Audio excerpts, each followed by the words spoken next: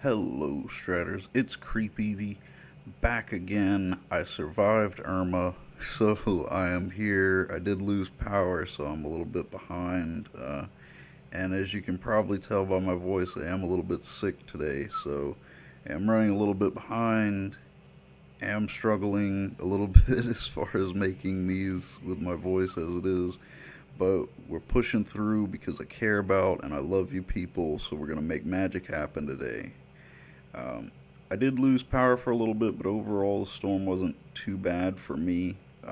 My heart goes out to anybody that was more affected than I was, which there certainly were a whole lot of people that were far more affected than I was. So if you're out there and you're listening to this, keeping you in my thoughts. If you were not affected, but you feel like you want to do something, there's a lot of great charities out there to help the people that are currently going through some pretty rough times with the storm. But we're going to try to be back on a positive note. Sorry to bring you guys down, but it is a real issue that's going on. I've lived here in the southeast for quite a while, so I'm familiar with hurricanes and just how bad they can be. But we are going to try to get back to the wonderful world of magic because it always cheers me up in hard times, and I'm sure that it cheers up a lot of other people in hard times. So I think this is a great thing to focus on for right now. We are playing Commander. We're actually playing 1v1 Commander, but this deck I think can definitely be used in other formats. When I built it, it's kind of built for that. But the reason why it functions well as 1v1, besides the fact that the deck generally likes to be one on one and not in a four-player pod. I wouldn't advise this deck in a four-player pod. But besides that, the thing that really limits decks in 1v1 is not having access to some of the big mana rocks. This deck really doesn't need them because pretty much everything is going to be straight mana symbols. So colorless mana doesn't help you much. And especially whenever you have this many mana dorks in this deck. But I guess before I get on that, I should explain what the deck is.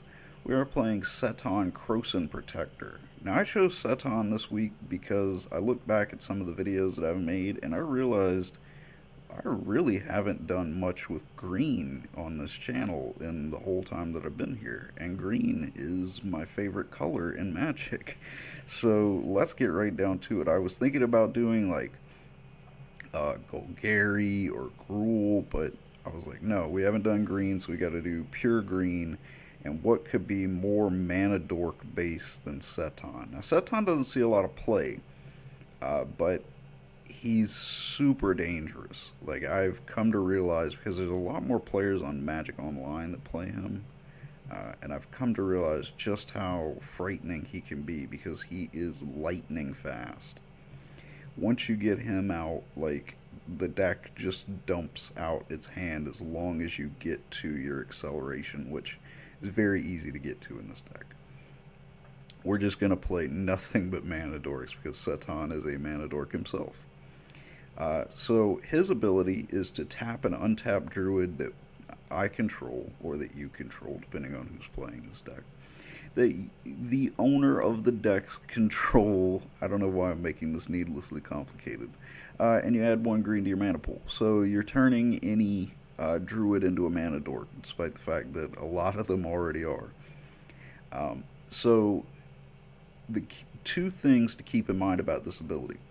One is that Seton is a druid, so he can use this ability to tap himself. And the second thing to remember is that all of your creatures that you're tapping, it's an ability from Seton. Well, an effect from Seton. I'm trying to remember exactly how it would be phrased. But essentially, they don't have to have haste. You're just tapping them. So similar to something like Birchloor Rangers. Birchwood Rangers is actually a really good example because a lot of people are more familiar with them than they are of Seton, just because they make elves busted. This is pretty much how you completely trample your opponent in elves, especially in pauper elves. But he's kind of the same effect, except we don't need two of them, which makes him even scarier. The only drawback to Seton is that although he is a 3 cost, he is 3 colored mana, which kind of comes back to the thing of why mana rocks don't really help you all that much in this deck. So keep that in mind whenever you're looking at your mana base, which is why we're pretty much riding the basic train when it comes to lands. We've got, let me see, how many did I put in here? 30. I thought I even had more in here, but 30 basics. We won't go over every card in the deck, but we'll look at a couple notable ones.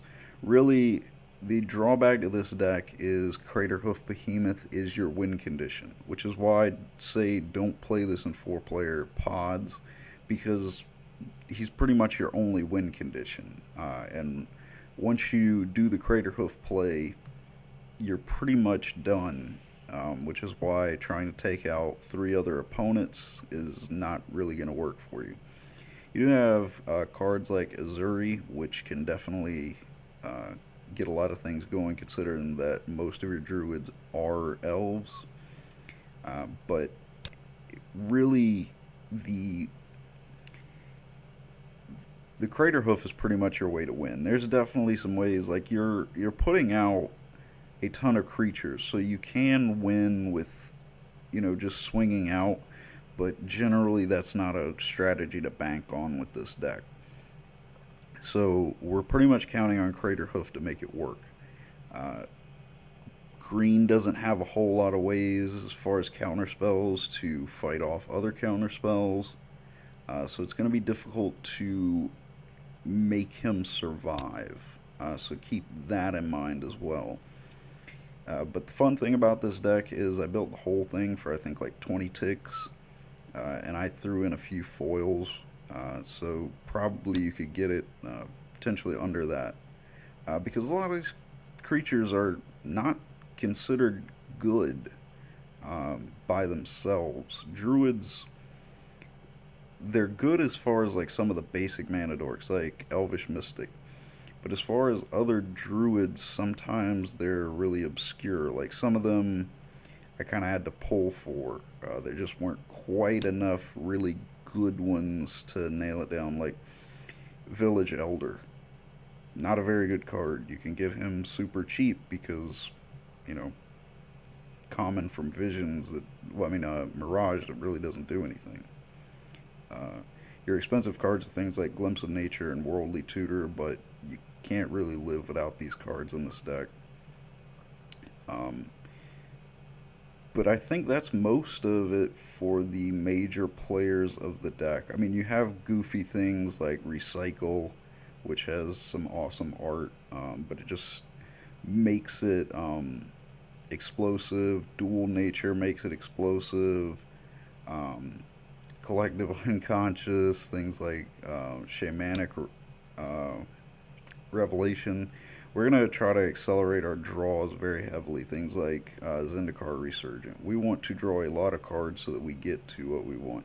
Genesis Wave, Genesis Wave for 10 a while ago, which dumps out your whole deck, basically. So there's a lot of really goofy things you can do with this deck. If you like generating a ton of mana, which is something that I like to do, then this is the deck for you. If you like creature-based decks, you definitely got some creatures to play with here. There's not a whole lot of really like tech cards. I did throw in a pretty good amount of enchantment and artifact removal, just because that generally is a pretty good idea if you're playing green and in 1v1 commander. And that's pretty much the only tech stuff that I threw in. Everything else is pretty straightforward, because I think that that's pretty much what you do with this deck. You want to play it pretty straightforward. This is another card that I haven't seen in a while, but wow. So you drop a druid spell, whenever you cast it, doesn't even have to resolve. Whenever you cast it, you can draw a card, and you can tap 7 untapped druids you control to gain control of all lands target player controls, which is so easy to do in this deck. I was surprised that an effect that strong uh, is on this creature. But I guess that druids aren't exactly the most popular thing in the world, so maybe that's why. Um, but this is strong. I hope that we get to pull this off in a game. But I'm excited to try this out. It's not the easiest deck to win with, but when you do, God, it's fun. So I'm gonna throw it over to the games, guys. All right, guys, playing some Seton. We're playing against Rye Still, and he is playing Atraxa, which I'm curious about because I have not actually played against Atraxa in 1v1. I've played against her plenty in regular EDH. So I'm curious as to how this is going to go. Let's put out a Croson Wayfarer.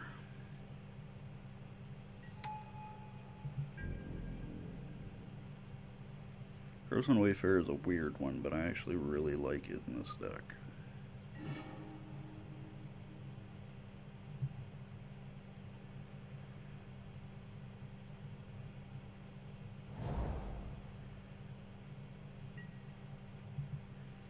If you don't know what it does, it is sacrifice it. We put a land onto the battlefield from our hand.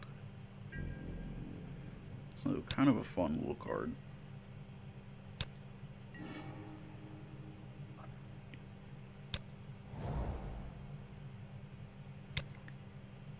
So I'm going to play Groundskeeper and then play a Skull Clamp.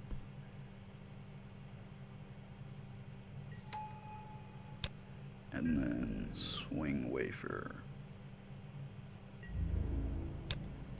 So we kind of come back to the thing that I talked about in the introduction of playing out your druids too early, which looks like that's happening right now, but the idea is to have a few out before you put Seton out, because then you're ready to just completely go nuts. Plus, we do have Cloudstone Curio out already. Well, not out already, but available to us right now. So he has all of his colors but blue. So I think I want to try for getting Seton out.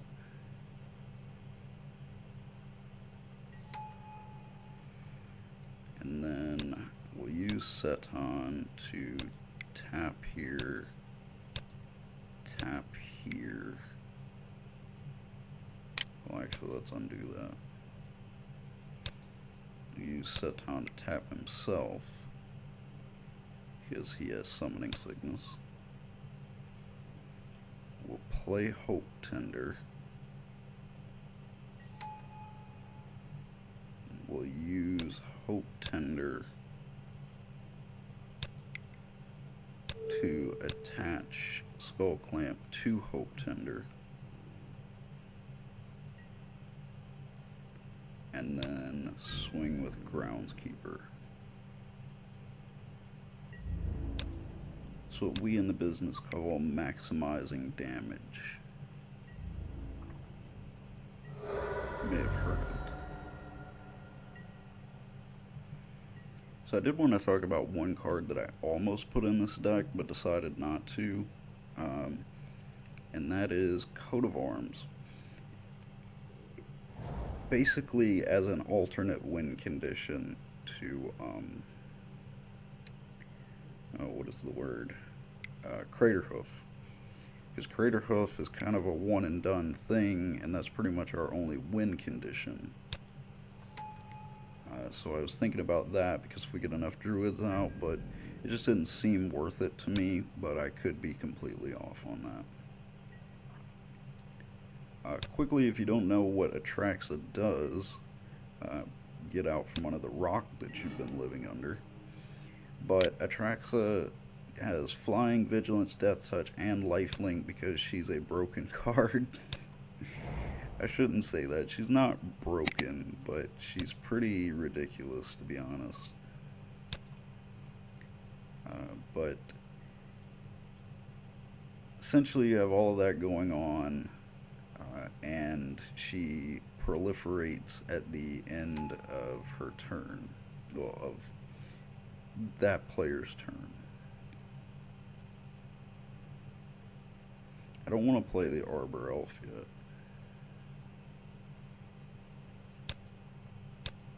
I'm going to tap Groundskeeper, tap Wayfarer, tap the Forest, and play Curio.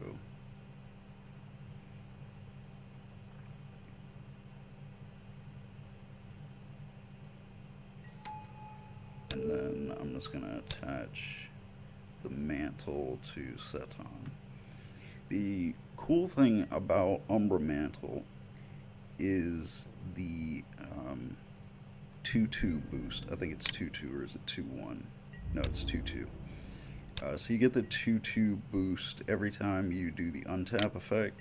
So it costs 3 to do the untap effect, but we can generate a lot of mana. So a card might be limited to not being able, once it untaps, it might not be able to have something tap itself back down.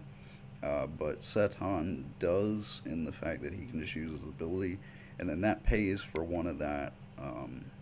So that's why Umbral Mantle is in here, because we can pump up Seton to a huge amount and then kill by commander damage. So it looks like we are going with the good Atraxa strategy of playing Super Friends. I really like playing Super Friends in any format, but Commander is pretty fun, and so that's why I bought the Atraxa box. I have plenty of the good Planeswalkers to use, but if I use them, I would have to take all of them out of my Modern deck, because I play Super Friends in Modern. That would be a hassle. You know, first world problems. There's nothing I could pump Seton up, but I don't want to, because then I'd die to Atraxa. Even if I killed Atraxa in the trade, I lose Seton, and I don't want to do that.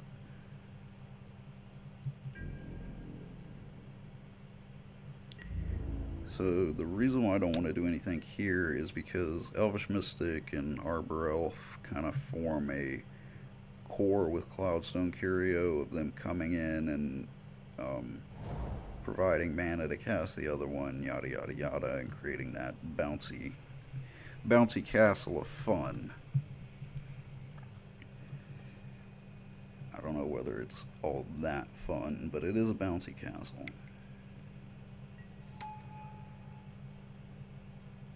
Hope Tender was a last minute addition to this deck. I like the Exert ability, the untap 2 target lands instead of untapping 1. I don't think it's great in this deck, but I needed another Druid, and it works pretty well, I think.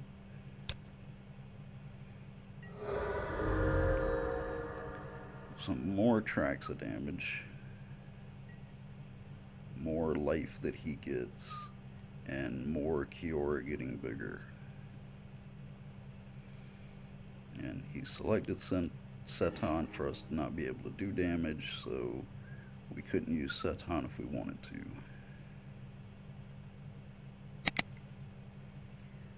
Let's play Harvester Druid.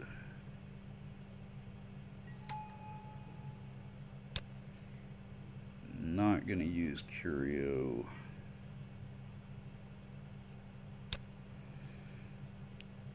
I think it's time to,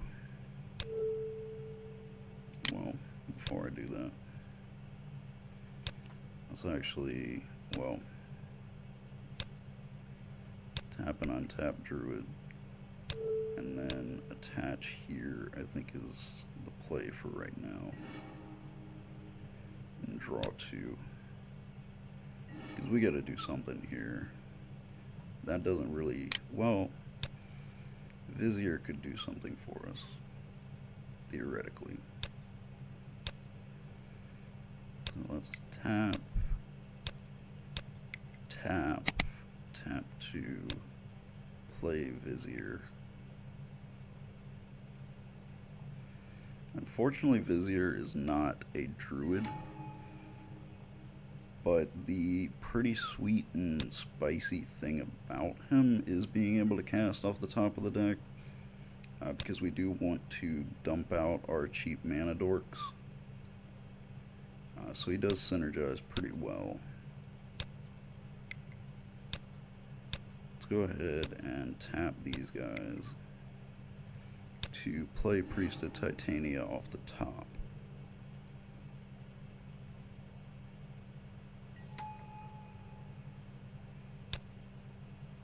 Cloudstone Curio, I'm going to say no to it.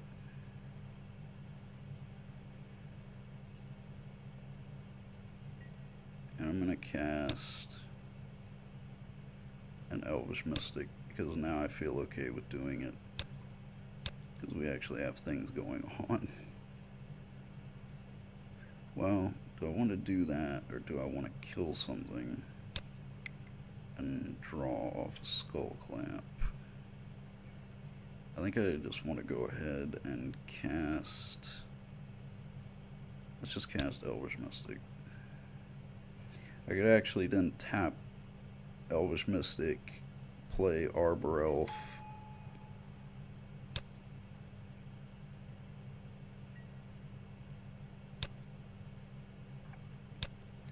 alright, so here's what we're going to do. I'm going to use Seton to tap Elvish Mystic and attach to who?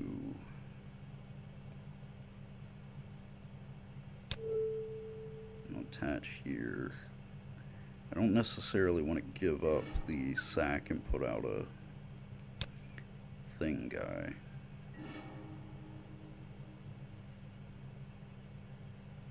Well, that's pretty awesome.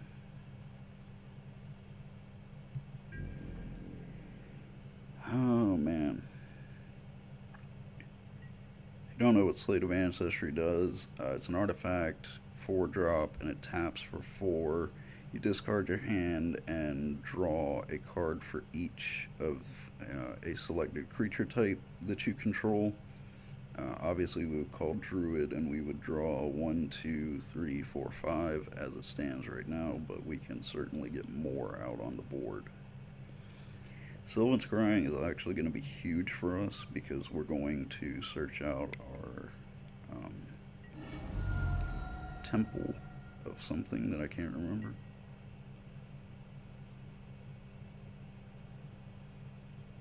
What did he play there? Anguished Unmaking. He killed what? He killed Umbra Mantle? How did Priest of Titania end up dead again? Oh yeah. Oh my god, I didn't mean to kill Priest of Titania. That's not good.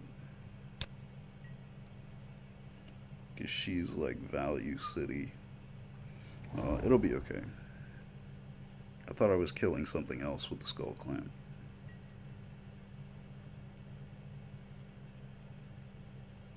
Okay, so he's going for the 9/9 Kraken. Is that his upkeep or his instep? I think it's instep. Yeah, instep. That's so good whenever you get that out. Problem is it just takes too long. Even if you have Doubling Season out, you can't ult it immediately. So that's kind of a bummer.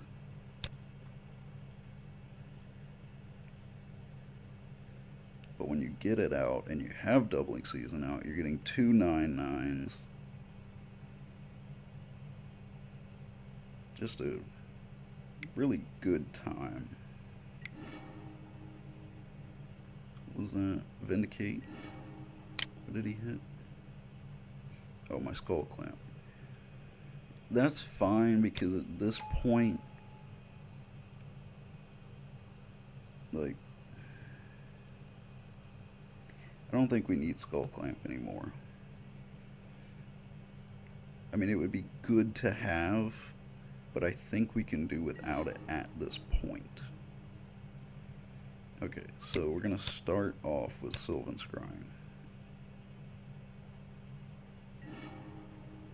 Because if we shuffle our deck, we might have something else that we can play. We don't. We can get it. We can get Skull Clamp back with Eternal Witness. I didn't even think about that.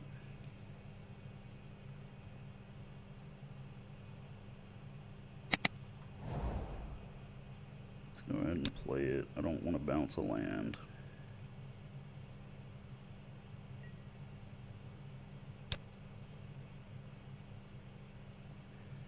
We do want to draw cards.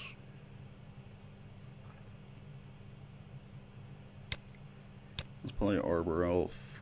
Arbor Elf is kind of consequence free because it pays for itself.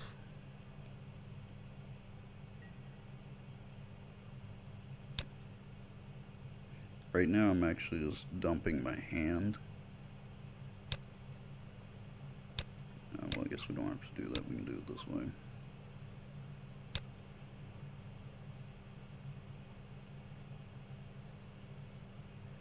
Get Werebear out. I actually love Werebear. Such a cool card and works really well in this deck.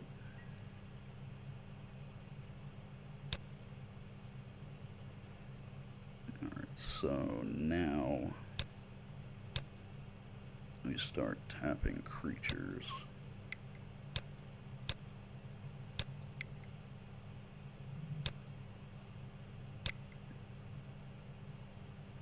We play Ewit. Unfortunately, Ewit is a shaman, but she's just too good not to play.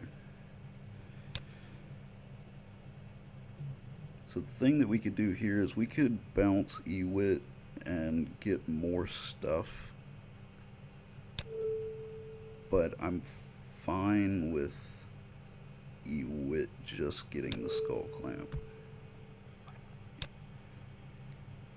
because I don't want to take up too much time here as far as mana that we're expending. So we get Skull Clamp back.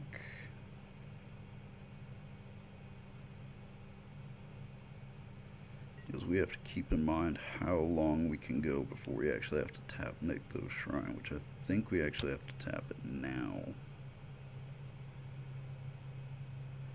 Yeah. So we'll tap there. Tap Seton himself. Get green for an amount that I honestly did not know how much we were going to get it for. I'm not even going to try to lie about that. So now we get Slate of Ancestry out, and we can tap it completely consequence free.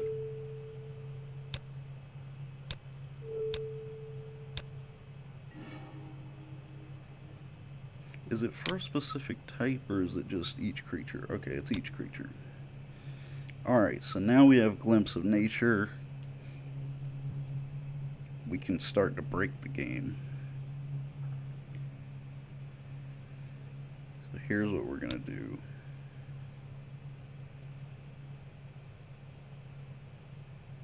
I think that we're going to try to win the game this turn, so I don't mind exerting her. So we have to keep that 2 mana open.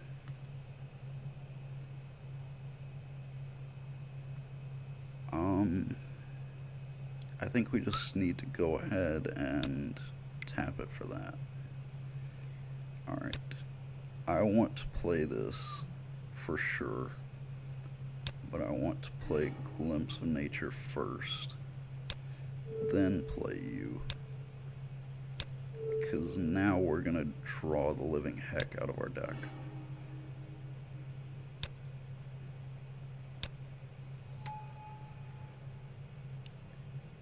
And now is when we use Curio, because we're going to infinitely draw our deck by returning Elvish Mystic. We play Elvish Mystic. Both of them trigger.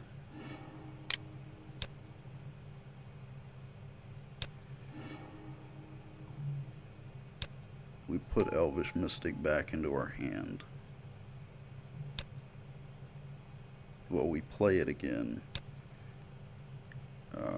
We need to activate Seton. How did I wait too long to do that? Yeah.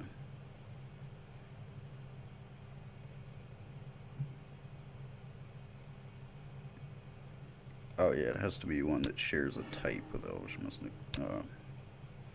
I don't know what I'm doing. Anyway, so then we tap Elvish Mystic and we play Arbor Elf.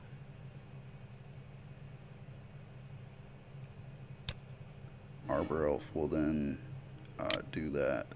So we're going to draw our entire deck here until we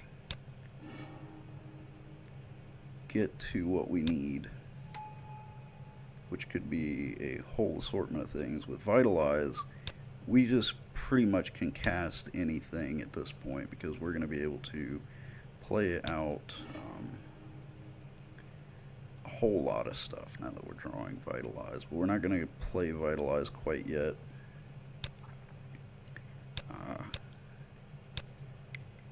I don't know whether our opponent realizes that we are going to go crazy here.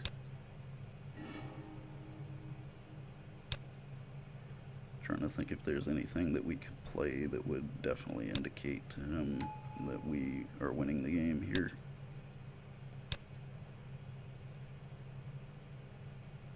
Yeah.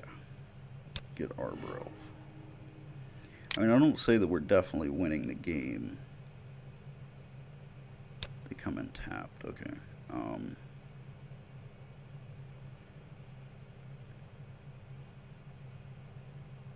Yeah. I guess, of course, I could tell our opponent in the chat, which is probably what I need to do. Because I don't want to bore him or you guys. Of course, he might want me to play it out. I don't know.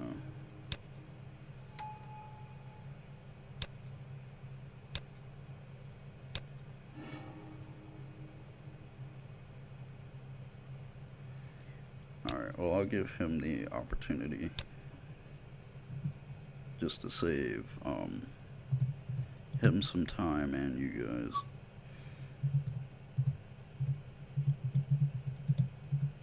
Draw deck and play Crater Hoof.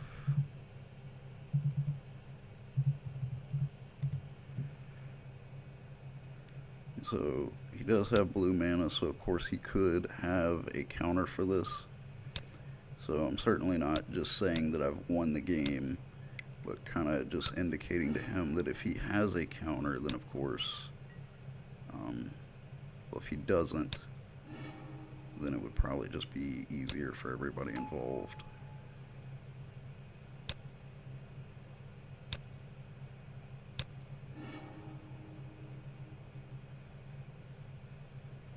But I definitely don't want to make assumptions. I don't want to seem like I'm just being a jerk, but just saving everybody time. If my opponent does choose to scoop, then I will cut away from all of this.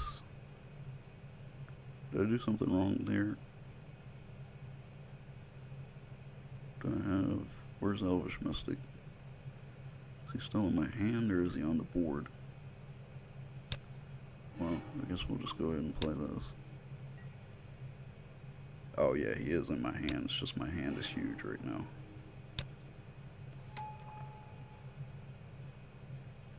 So he did respond.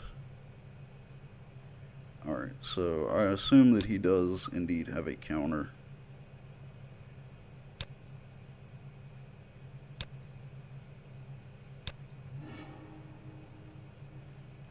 But I'm thinking that we might just be able to make that irrelevant, even if he does.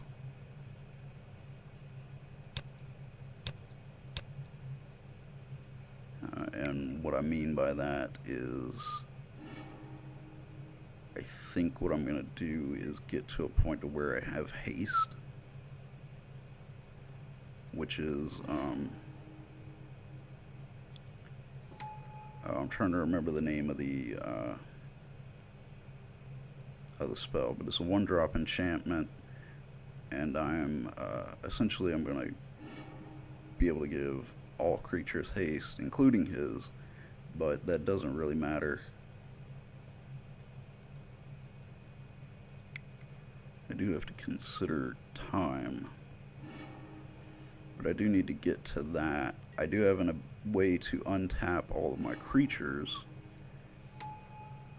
so if I get to that point, and I just have so much damage on board, it doesn't really matter if I have Craterhoof or not. I'd really like to be able to generate a ton of mana here.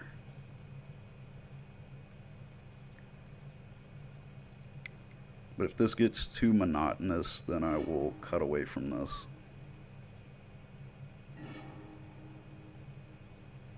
And I think that it is going to get too monotonous.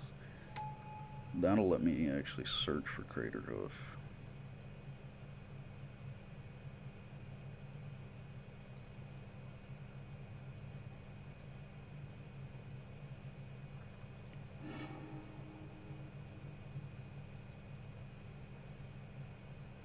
Let's go by quicker.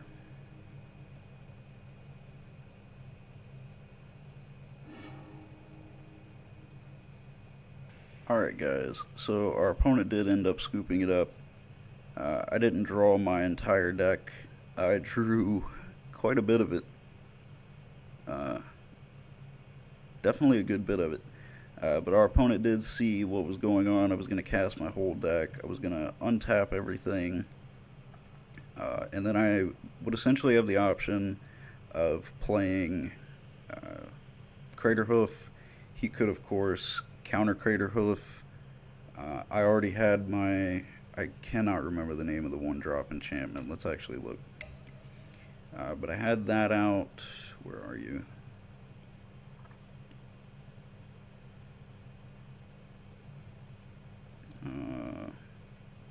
I guess it would be in the 1-drops. There we go. Concordant Crossroads. So all creatures have haste. So I was going to play every single creature in my deck, including the Craterhoof. I was going to untap as many of them as I needed to with... Where are you? With Vitalize to cast Craterhoof. Then he did let the Concordant Crossroads resolve. So I don't know whether, you know, he would have a counter for Concordant Crossroads and for Craterhoof. Point is, if he countered Craterhoof, I would still have an army of elves, and even though they are mostly 1/1s, it would be basically every creature in my deck that he would have to keep up with. And of course, if he countered the Craterhoof, all I would have to do is hold on to one of the humans, like my Village Elder, that I could cast again. I could bounce, where are you? Eternal Witness. I could bounce her back, cast her whenever she enters, get back Craterhoof, or get back Vitalize, probably the Vitalize, and just continue getting it back until he did not have enough counters to keep up with it. I think my opponent realized that, and I would just be able to steal the game that way. But nevertheless, it was a good game. I was really afraid of that attack, so it did take us a little bit before we caught up to it. But I don't think my opponent drew incredibly well. Of course, I don't know what was in his hand, but I don't think that he got to the cards exactly that he was looking for. But I feel like we definitely outran him for sure. But it was definitely a good game. I hope you guys enjoyed it. We did get to kind of show off what the deck did. Uh, I hope we get to show it off a little bit more in the videos on Sunday, or the one video on Sunday, but a couple of games on Sunday, and we'll see what else we can do with the deck. But anyway, of course, it is time to shill. If you guys would like to get some matches against me, of course, my Moto username is always in the description, but it is CreepEvee, all lowercase, of course, because it's Moto. Spelled incorrectly because there's a long story between why it's spelled incorrectly. So it's in the description if you want to make sure. I'd love to get some games against you guys. You can definitely be in the videos, or let me know if you don't want to be in the videos. But you might get to be featured in the videos, and wouldn't that be exciting? And if you want to see all of the wonderful videos that I've made, you can subscribe to the channel, Magic Gathering Strat. Of course, you're already here, so why not subscribe? So you can see all of my videos, including all the videos from the other fantastic content creators on the channel. You don't want to miss any of that. Make sure you give this video a like to let me know how you felt about it, and let me know what you thought in the comments. Do you like this deck? Do you hate it? Do you want to see more of it? Would you play this deck? Would you build it? Did you build it and try it out? Like I said, it's pretty affordable, so go out, build it, try it, let me know. I do want to know all of those wonderful things. And of course, in the description, there will be the straw poll for what deck we want to play for Commander 17 on the channel. Unfortunately, I started it a little early because it's going to be a little while before they're on Moto, but why not start the voting early? We've got a few votes in, so you've definitely got time, but go in. You don't have to set up an account or anything. Just go in, click it, and that'll be it. That's all you have to do. So other than that, I think I've shilled everything at this point. So I'm going to close it out. This has been CreepEvee signing out.